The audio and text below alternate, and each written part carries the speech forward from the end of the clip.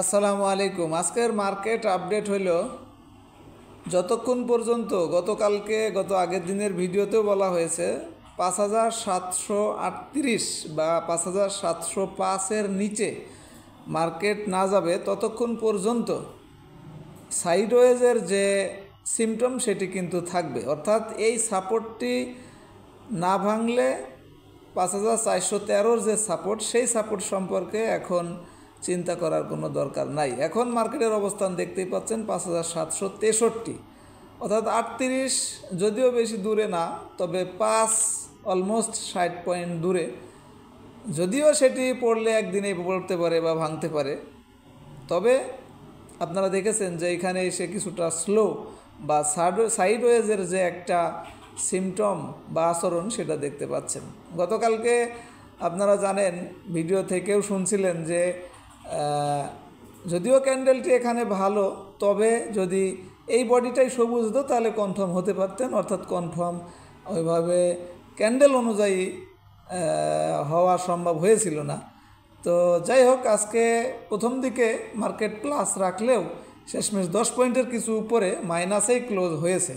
আর এর আগেই moving average 14 দিনের যে ইন্ডিকেটরটা, এই ইন্ডিকেটর অনুযায়ী সেল সিগন্যাল গত পরশু দিন, অর্থাৎ যেদিন 85 পয়েন্ট মাইনাস হলো 15 ফেব্রুয়ারি, ওই দিনই কিন্তু, অর্থাৎ প্রথম দিন ঈদের পরে শুরু হওয়ার ওই দিনই সেল সিগন্যাল দিলেও ম্যাকডি যেটা সেটি কিন্তু সেল সিগন্যাল এখনও দেয় নাই। অর্থাৎ এই যে ব্লু রেখা, অরেঞ্জ রেখার নিচে কিন্তু এখনও নামে নাই। অর্থাৎ স্পিড এখান থেকে যতক্ষণ না পর্যন্ত ব্লু রেখার উপরে থাকতেছে, অর্থাৎ ম্যাকডি অনুযায়ী সেল সিগন্যাল না দিতেছে, ততক্ষণ ওই যে ফলের যে প্রতিদিন উঠলেই মানে শুরু হলেই যে ফল, সেটি এখনই ভাবা যাবে না।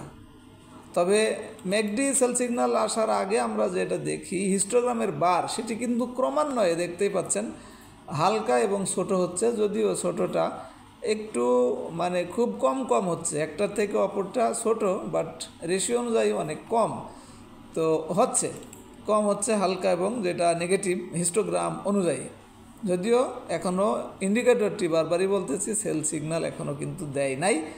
এখন দেখার জিনিস এইটাই যে ম্যাকডি অনুযায়ী আবার সেল সিগন্যালটা যদি চলে আসে তাহলে তো খুব খারাপ, আবার যদি এই সাপোর্টটা ভেঙে ফেলে তারপরেও কিন্তু খারাপ। অর্থাৎ এই দুইটা সিগন্যাল যতক্ষণ না আসে ততক্ষণ কিন্তু অতটা ইয়ার কোনো কারণ নাই যে এই যে একটানা যে ফল, এই ফলটা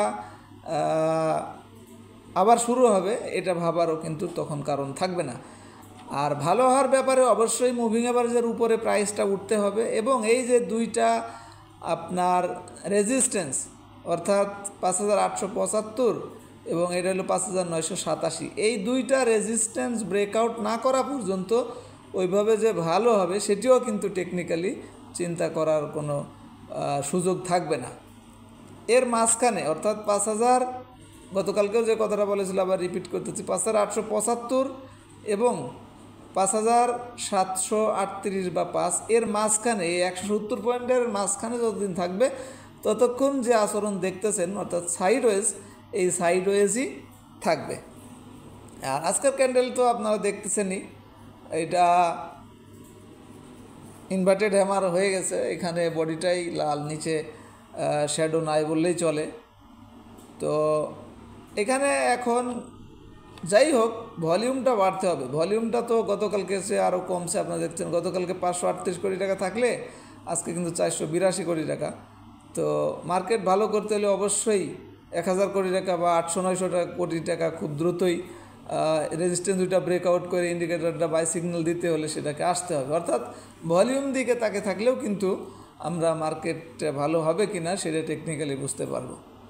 আশা করি মার্কেট সম্পর্কে এইখানে খুব ক্লিয়ার ধারণা পাইছেন। আশা করি ভিডিওটি সবার কাছে পৌঁছাতে অবশ্যই এবং সার্ভিস চালু রাখতে সহযোগিতা করবেন।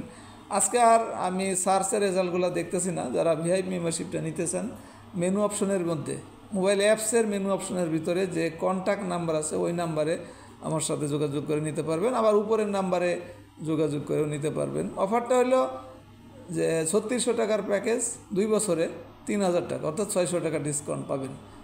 ভালো থাকবেন, ধন্যবাদ, আসসালামু আলাইকুম।